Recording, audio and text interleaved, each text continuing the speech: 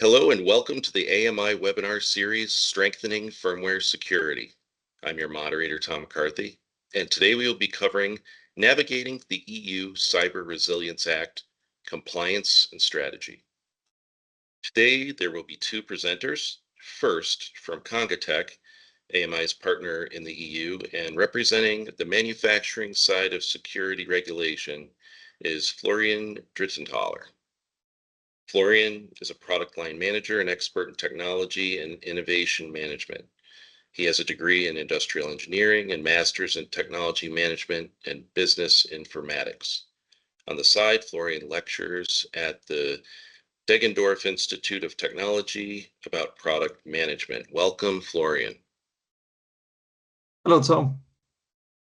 Hello. I will then be taking the second half of the presentation, speaking from the perspective of an independent firmware vendor. A little about me. I've been performing in product management and marketing roles in the compute space for quite some time. More recently, I've been driving AMI security and platform firmware resilience product Tectagon. Now I manage a small marketing team that covers AMI's AppDO5 BIOS firmware and Megarack OneTree BMC firmware, as well as platform root of trust. For the sake of AMI's markets and the criticality of security, I've been studying and internally promoting the importance of the EU Cyber Resilience Act. So on the agenda today, Florian will kick things off with an introduction to security in the manufacturing space. They'll cover some of the more important essential definitions and get into the specifics of the CRA from a manufacturer's point of view. Next, I'll provide the perspective of the independent firmware vendor, closing compliance gaps, leveraging product features, and support.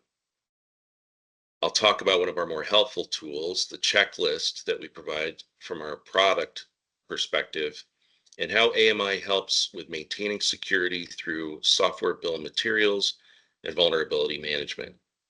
And then I'll talk about one of the most critical requirements every manufacturer should have towards its software and firmware vendors, and that is a secure software development lifecycle.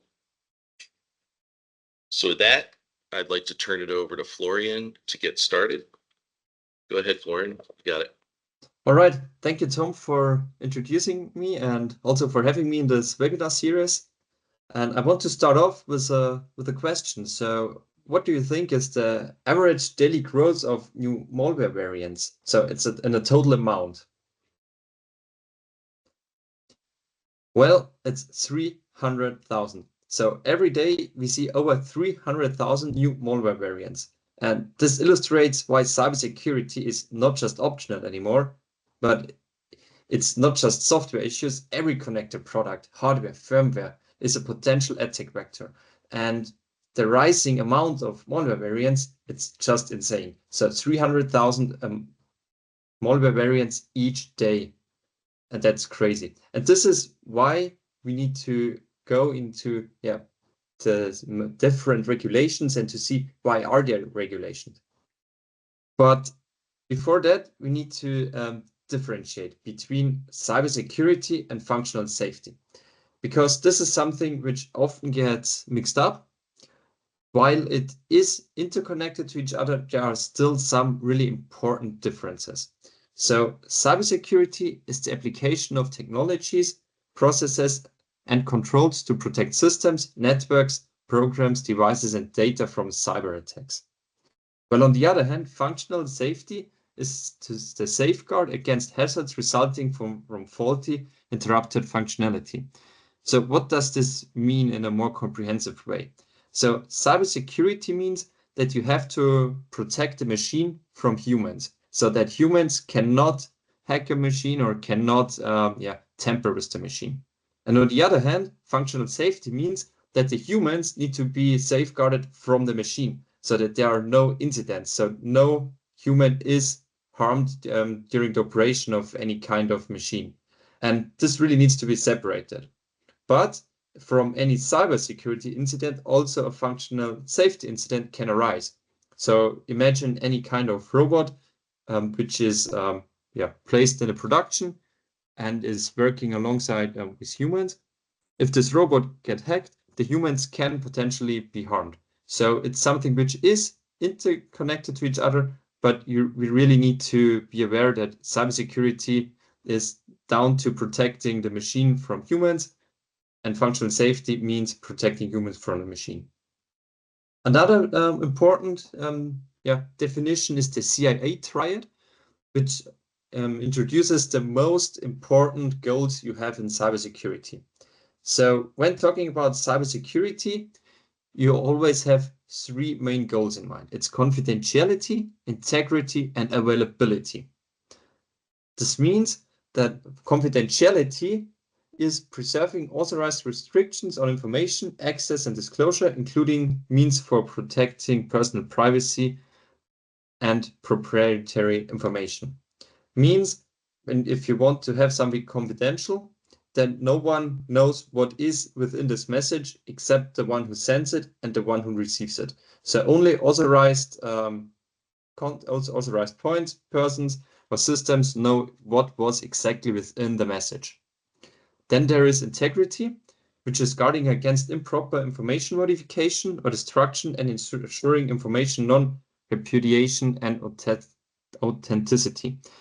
This means that the content of the message which is received is actually the same content which was intended to be sent. So no one can change the content of any kind of communication during transportation. So that what you send is really received.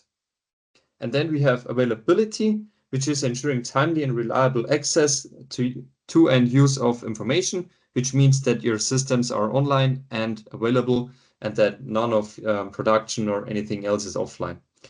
And those are the three main goals that you always want to achieve. And now when thinking of cybersecurity, in the past, we did a differentiation a bit between information technology, so IT environment, and also operation technology, OT environment.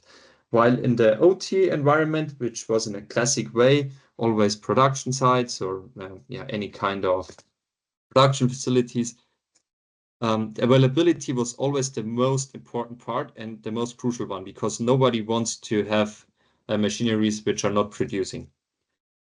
But over time, those machines get more and more interconnected. So if you think of Industry 4.0, everything is connected and you want to gather data and you want to even more improve your production processes, and therefore everything needs to be connected. But with this connection comes also the threat for cyber attacks.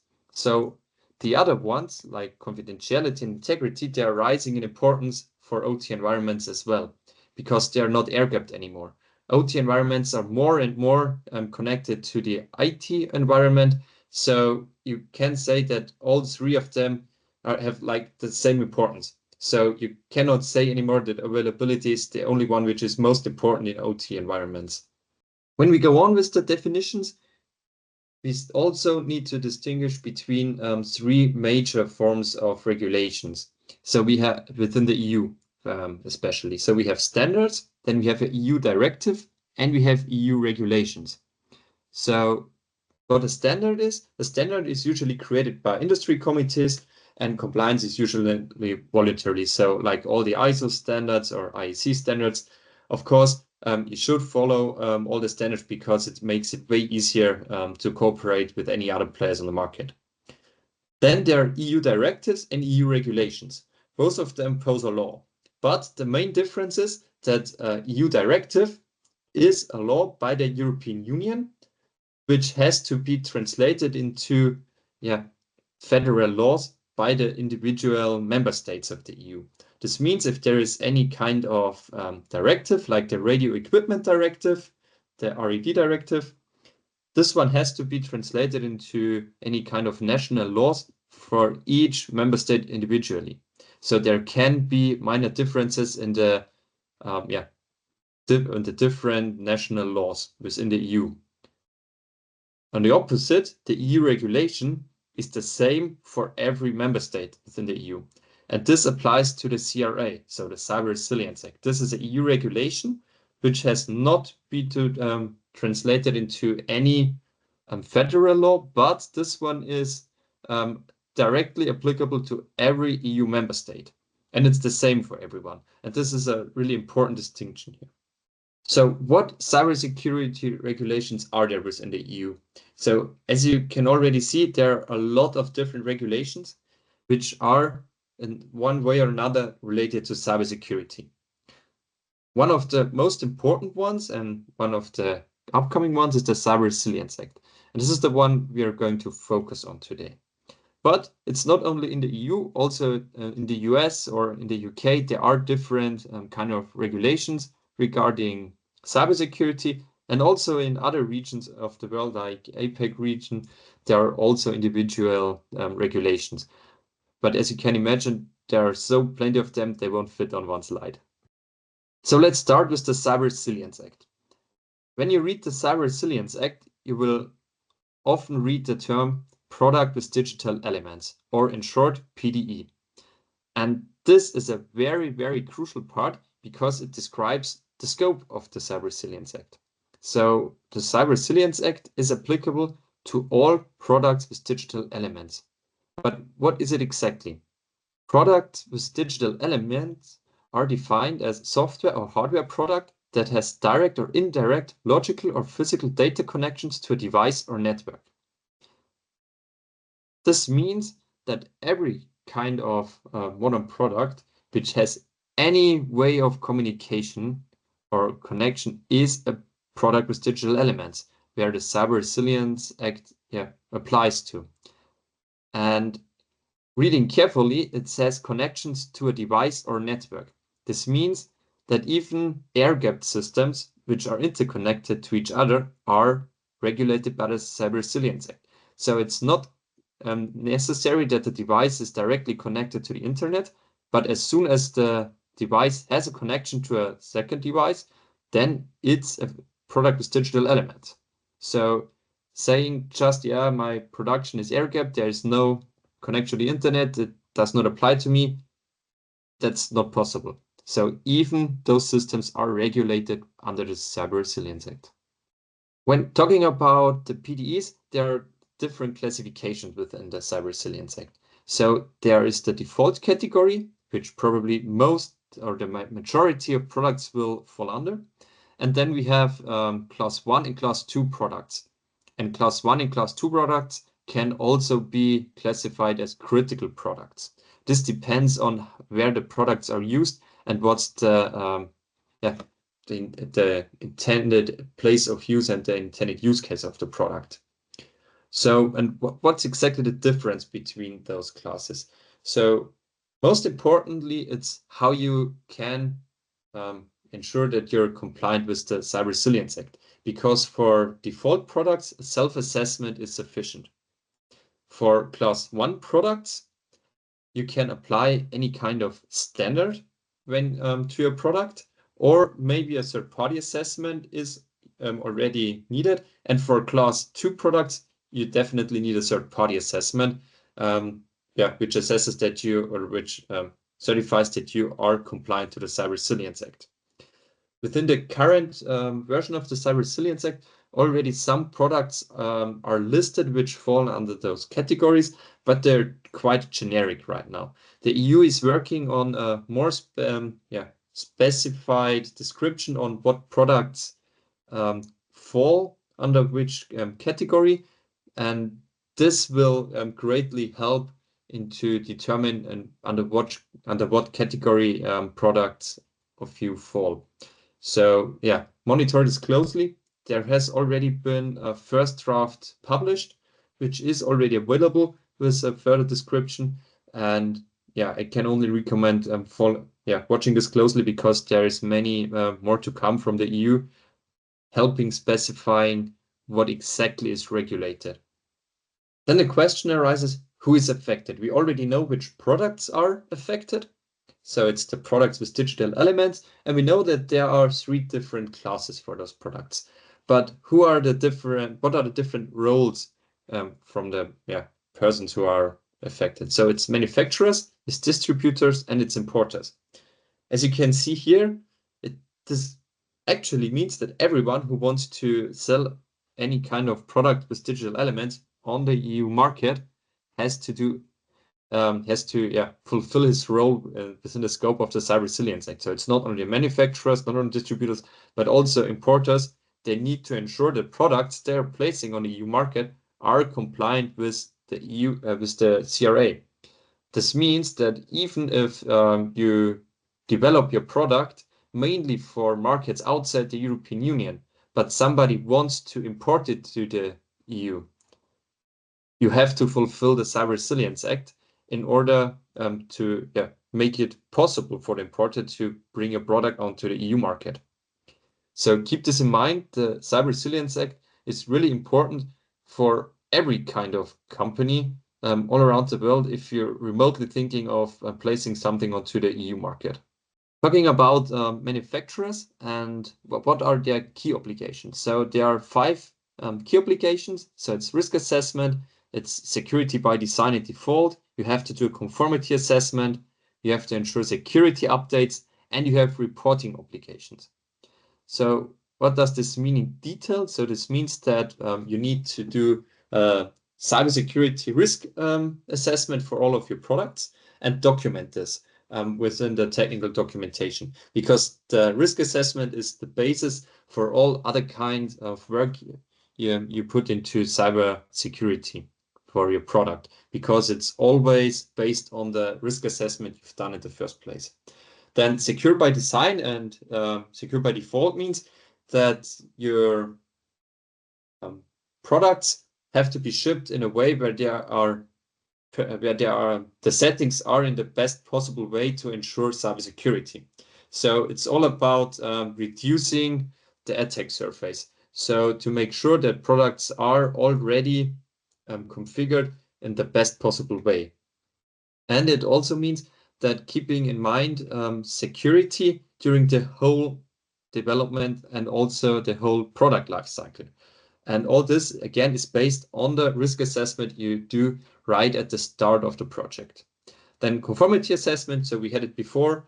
Sometimes self-assessment is sufficient. Sometimes you have to apply a standard or even do a third-party assessment. Then security updates. Tom, you already mentioned it at the agenda. It's a really important topic as well. It's not only about providing security updates over the whole life cycle, but also about providing mechanisms where you can securely install those security updates. And this is something which is quite crucial, because you need to make sure that the software you install is actually the software you wanted to have installed. So some words to keep in mind here is software signing, making sure only signed software can be installed or flashed. So this is something we will talk about in more detail, I think, in the upcoming sessions.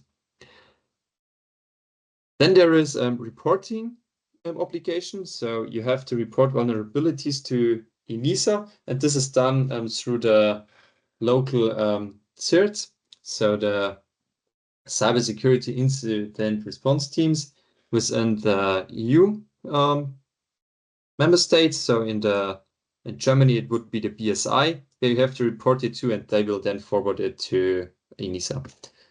So how about the timeline of the CRA? The Cyber Resilience Act is already in force since end of last year, and it will be completely enforceable end of 2027. This means that there is a 3-year transition period during the entry into force of the Cyber Resilience Act until the date when it can be fully enforced by the European Union. And between these 2 dates, there is the reporting obligation, which starts already in 2026. And why is this timeline so important? Because if you have a look at the second timeline, it means that your project started in 2024, maybe it started this year in 2025, but it's likely that your product will reach mass production phase around 2027. So during the time when the CRA is already completely enforceable. So you need to keep the CRA already in mind now, and start with your risk assessment. Start with having a design which is secure by design. So having a secure development lifecycle. You already have to start now in implementing features to make sure that you can provide a product which is secure by default. So there is no chance for you to just wait and say, yeah, it will come in 2027, so still got time. No, it really starts now, and you need to keep it in mind now and start transition to, your product to be really secure and to be compliant with the Cyber Resilience Act, because until 2027, time will fly. So let's start about the reporting obligation. There have already been a lot of questions and also a bit of confusion about it. When do we really have to report vulnerabilities?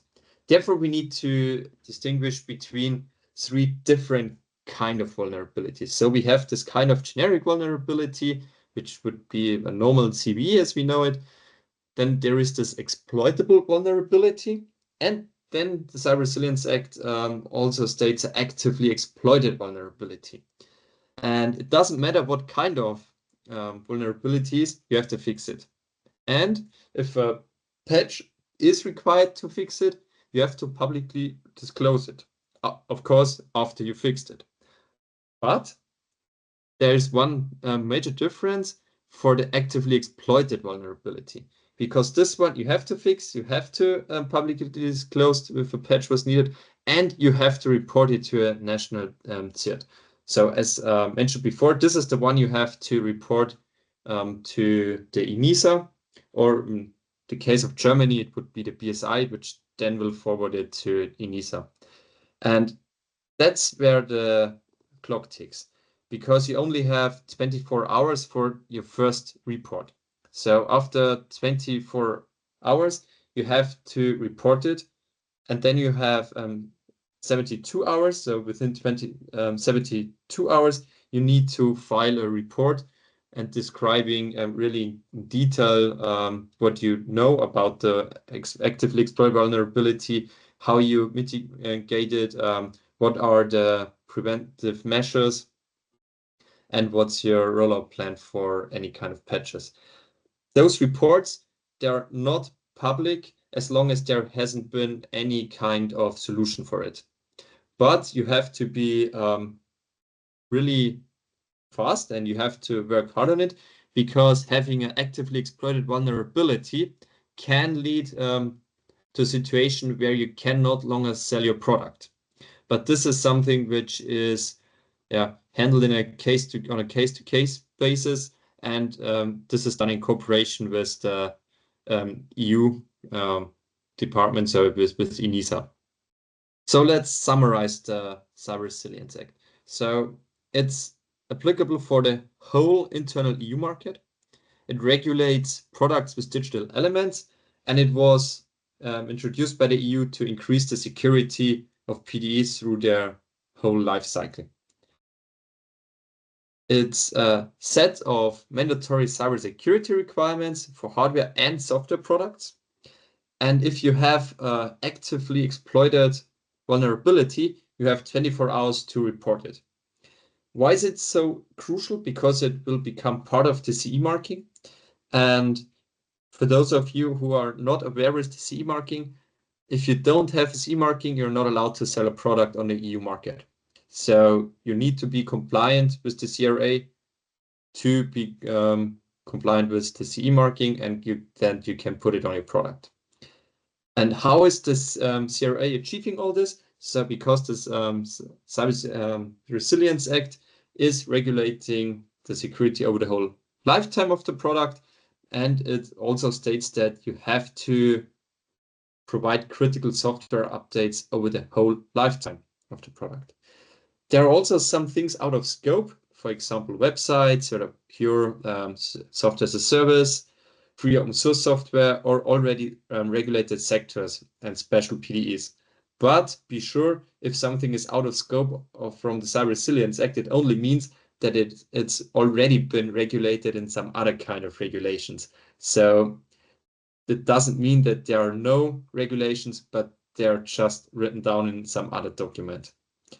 If you're failing to comply with the Cyber Resilience Act, there can be penalties, which can be quite high, so up to 15 million euros, or up to 2.5% of the worldwide annual turnover, whatever is higher.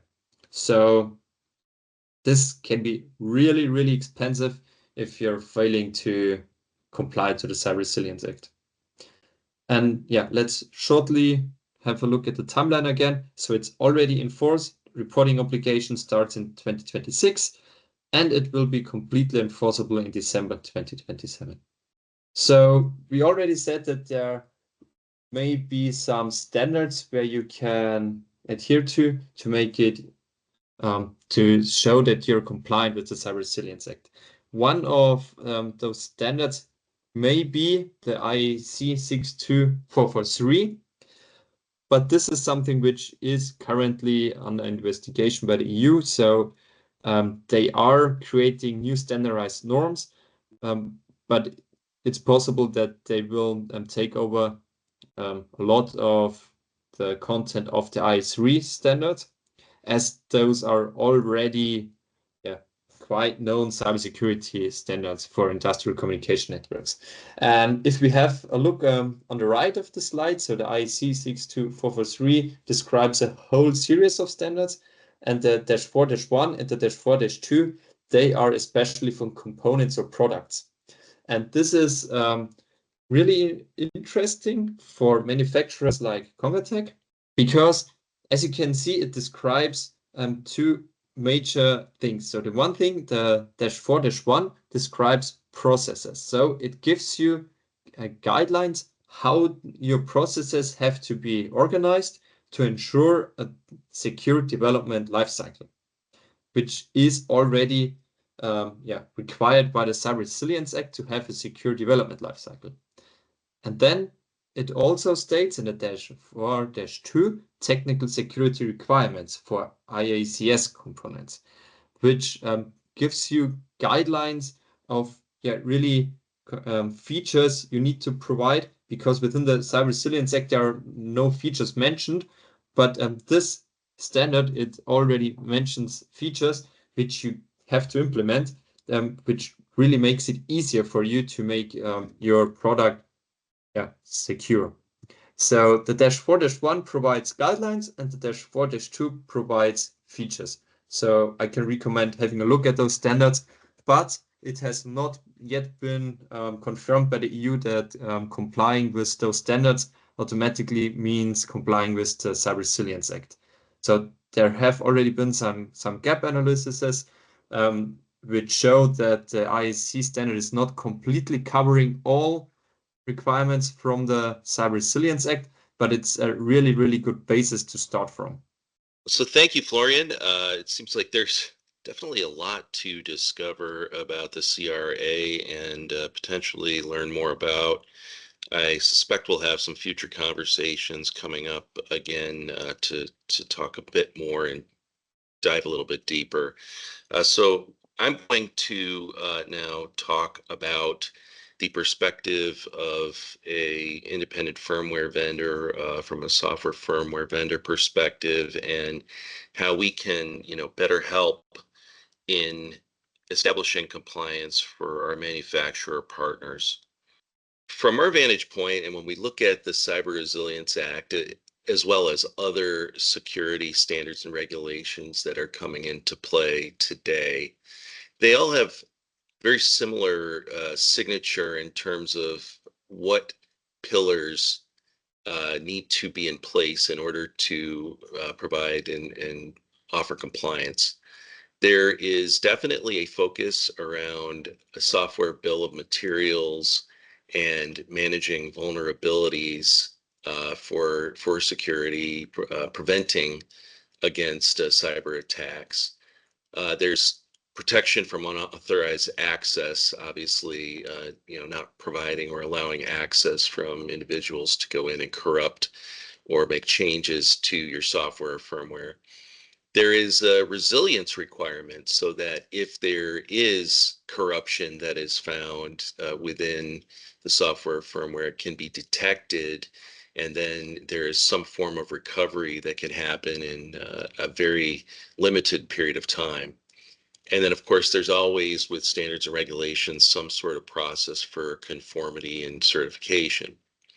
So as we look at this from the AMI vantage point, the SBOM and vulnerability diligence is something that we've been tackling with our internal teams, but also from a product perspective. So more recently, we've made an announcement about a product that tracks and provides SBOMs for our code that can easily integrate into our customers' SBOMs on the manufacturing side, so that those can be tracked more easily. We have a PCERT team which goes and is tracking vulnerabilities, CVEs, and driving fixes, as Florian mentioned before, the criticality of that, so that we have those pieces in place. From a protection from unauthorized access and the resilience aspect, we have products that are protecting our code. We have keys, we have that manage access. We have, which is also done in cryptographic fashion. We have a root of trust. We have attestation that takes place, which goes in and checks the code and measures it to see if there was any type of corruption that was introduced. And we also have a product, Tectagon, that does recovery from any type of corruption. And then, of course, we're always supporting our customers, providing whatever documentation through our portal. And we can also come up with more process-related documentation to help them meet their compliance. The one thing that was interesting about the Cyber Resilience Act that as it's written, it uses the term software a lot, but just to point out, as you go into the glossary, it actually defines software as any code on a product with digital elements. So any code does include firmware. Your firmware has to comply, and it has to, meet these requirements. Speaking from a product perspective, where is the focus here for us? And it is around our three firmware products. We have our BMC firmware, which is basically server management for offline and online servers. Each of these has their own security elements, but no one of them completely provides compliance for an entire system for our manufacturing partners. So the BMC is really a server-based product. It does have attestation capabilities, which can assist our customers in meeting those compliance requirements for resilience. It does offer key management, and it is FIPS 140-3 compliant. Aptio 5, which I believe Florian did mention before, is our BIOS product that we use. Congatec takes it. And this is basically boot firmware. But that within itself does have some security capabilities that does also assist our customers. So it interoperates with trusted platform modules such that the one-time passcodes can be stored securely. It has compatibility with Intel and AMD security features. And as he said, secure updates, right? We do secure flash. That's a critical item for compliance. And then Tectagon, is I'd mentioned before, is our platform root of trust product.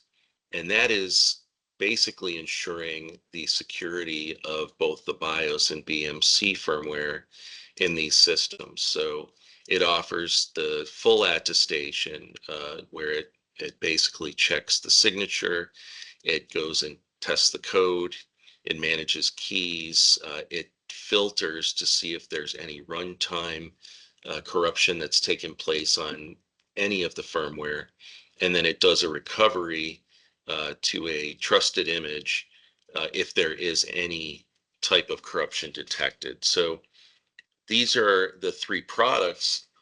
This is what we do for our partners in order to help them determine where the gaps might be, how they might be able to achieve compliance, and how our products can help contribute to that.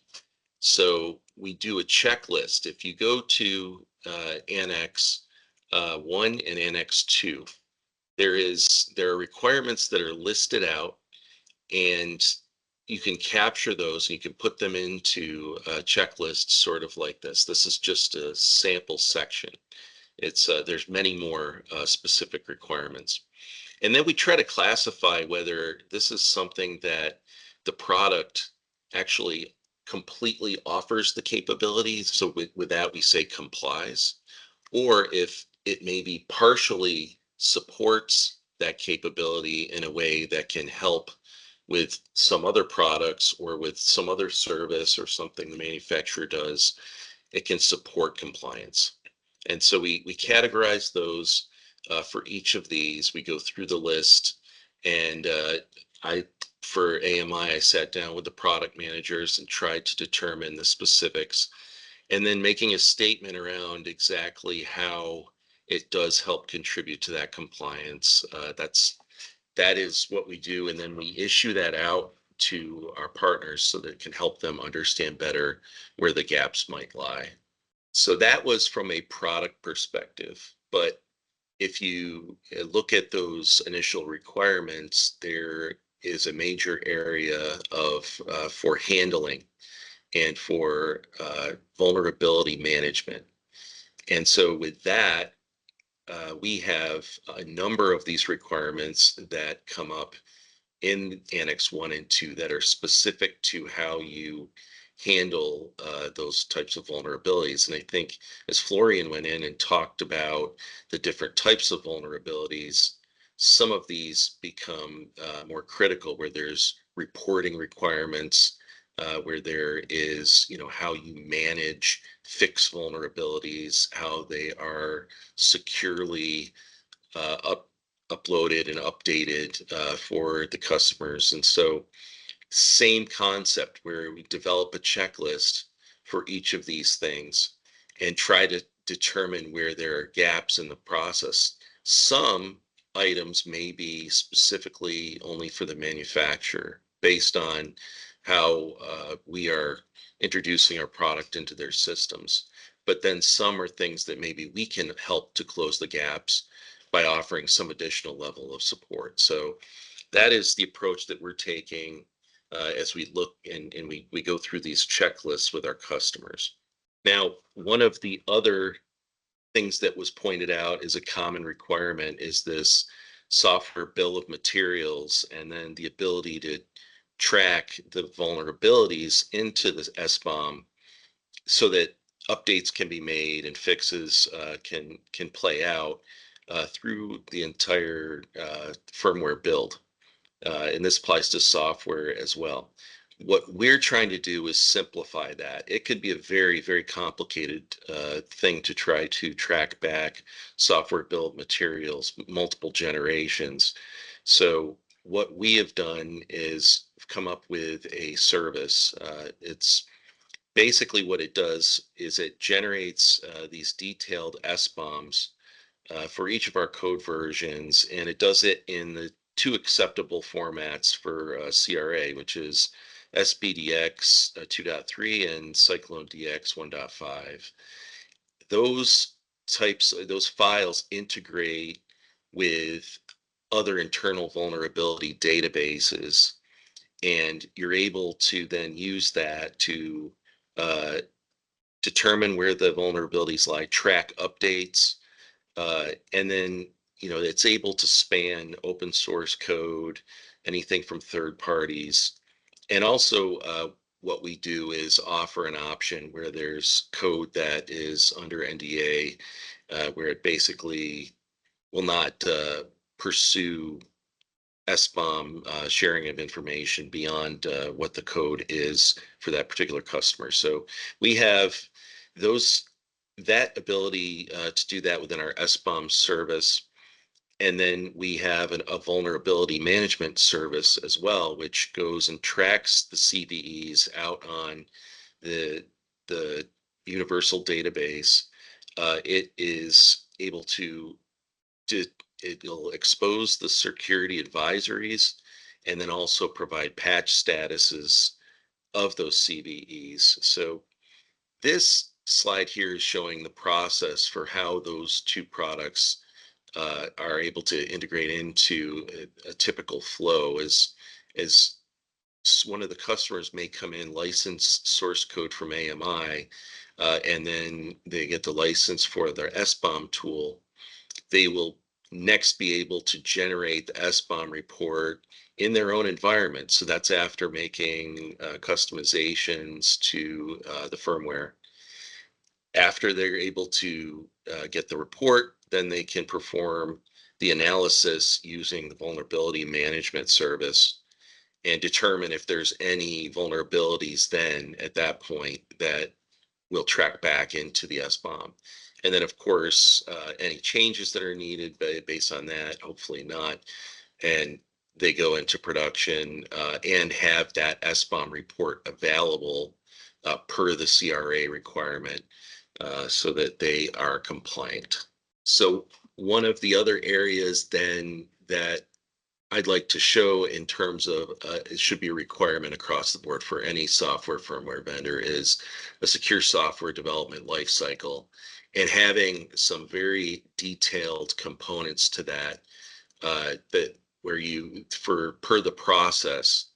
And we do this with all of our three firmware products, right? There is a compliance tracking. Obviously, we talked about the SBOM, threat modeling. We do an audit of the open source code. The development process has its code reviews. We do security audits, pre-release, pen testing.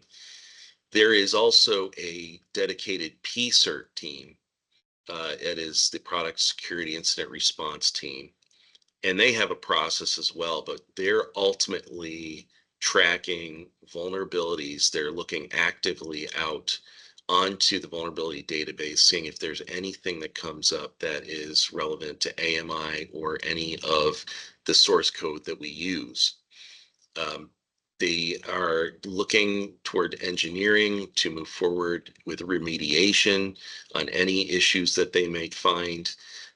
They do risk analysis and they create the advisories that go out to the customers, amongst other things. We also, the code signing process is a part of the SSDLC. And so we use that with any of our BIOS utilities.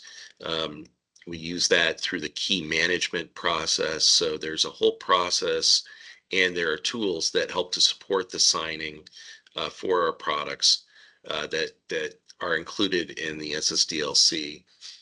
And then we have additional security tools on top of that, which is, I mentioned before, the Vulnerability Management Service, VMS. We have products that through the customization can be run to do other types of scans and detections to determine if there are any other vulnerabilities that need to be taken into account. So I would recommend, first of all, that any manufacturer be looking for these types of things when they work with any type of software firmware vendor. And it's a very critical piece to helping to ensure the compliance, especially for something like the CRA. So some key takeaways is that software firmware vendors should understand where their contribution to compliance lies. So, really, those checklists are a key piece of it, and they should be developing those for Annex 1 and 2 and trying to understand their contribution. There should be a comprehensive plan for how software bill of materials gets provided upstream, and they have to have the ability to track CVEs to support that.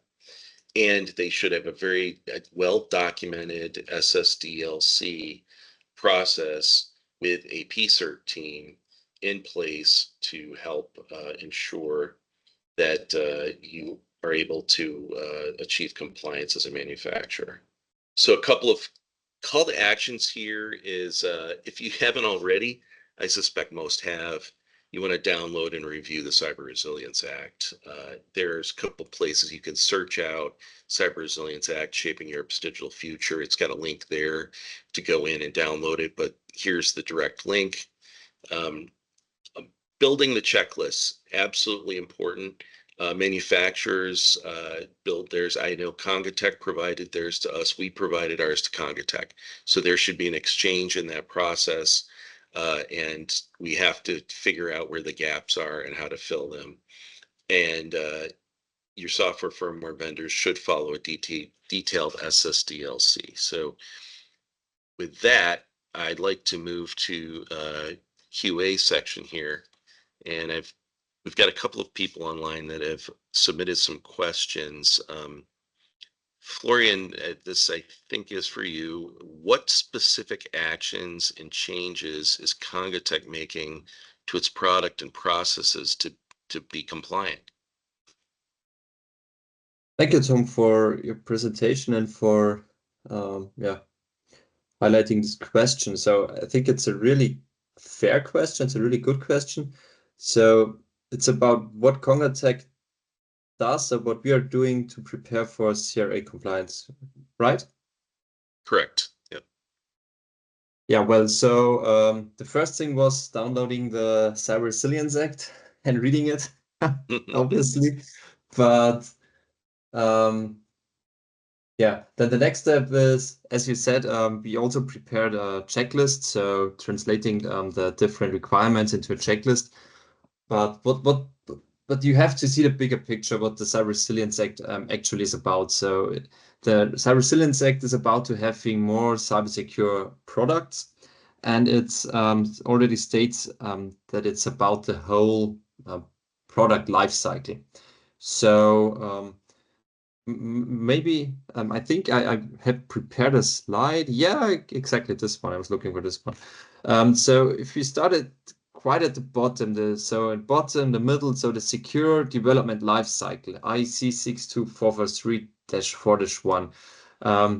I already introduced you briefly to this set of standards. So this standard already shows how you can implement a secure development lifecycle and what process you're following. So this is the basis of everything. So this is also the basis of the Cyber Resilience Act, and that's where we are starting. This also includes that you have to implement vulnerability management and reporting processes. So we already have online page on our webpage where you can report any kind of vulnerability you find with Congatec hardware, and this will then trigger a process therefore. And also ISO 20001 certification plays a key role in preparing for Cyber Resilience Act. So the ISO 27001, for those who are not familiar with it, it's a standard for information security management systems.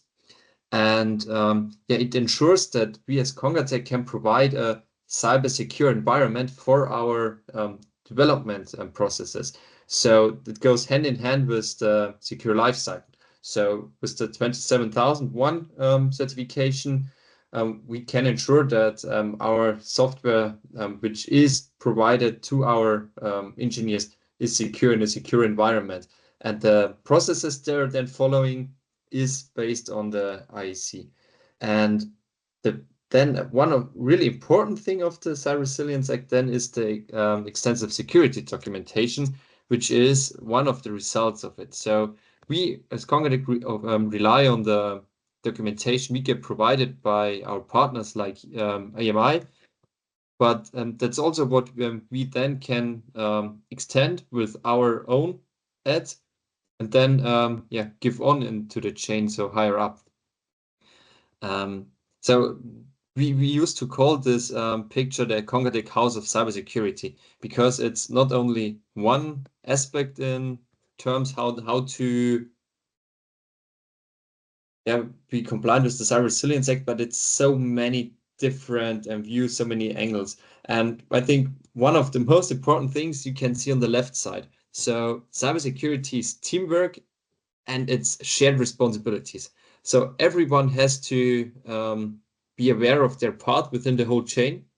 So, for example, all the technologies that AMI is already providing, for example, with their BIOS, and those technologies and those capabilities then have to be used with manufacturers like us to then bring it into our products.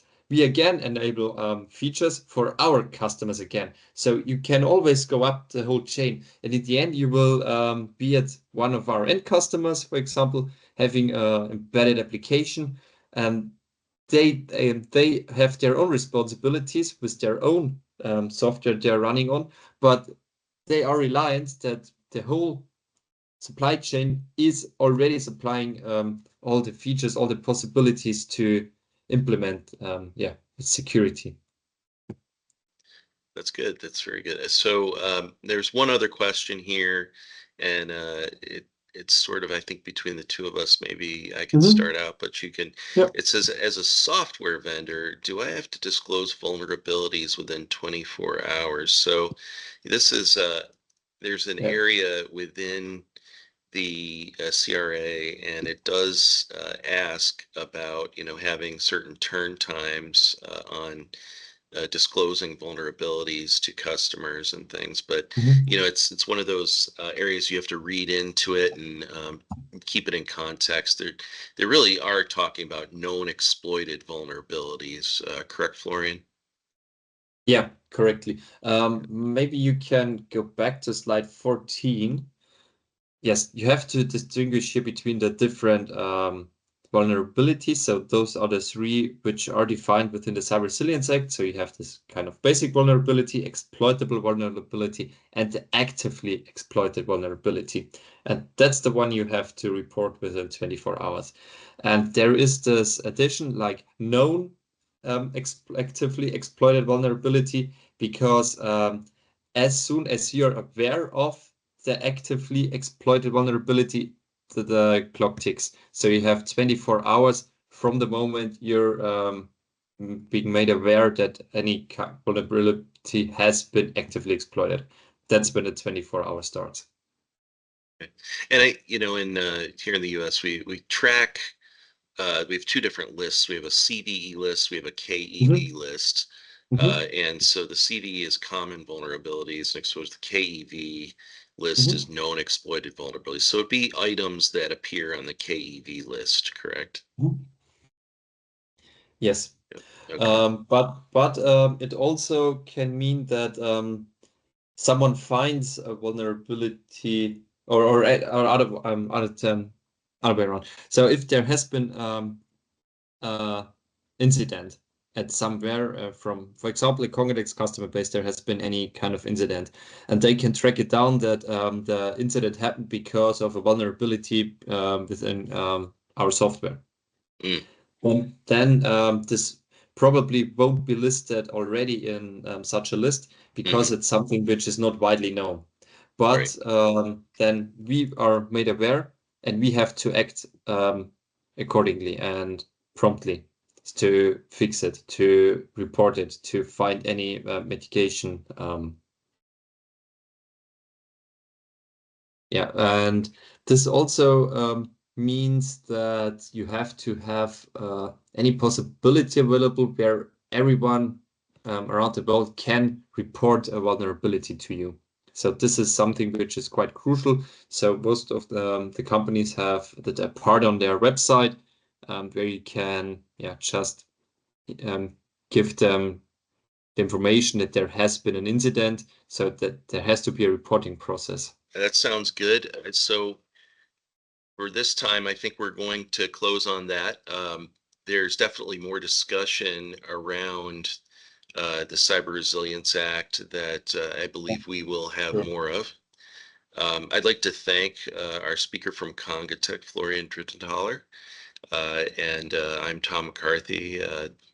Thank you very much for your participation, and also look forward to having you on the next series as we move along. Thank you very much. Thank you so much.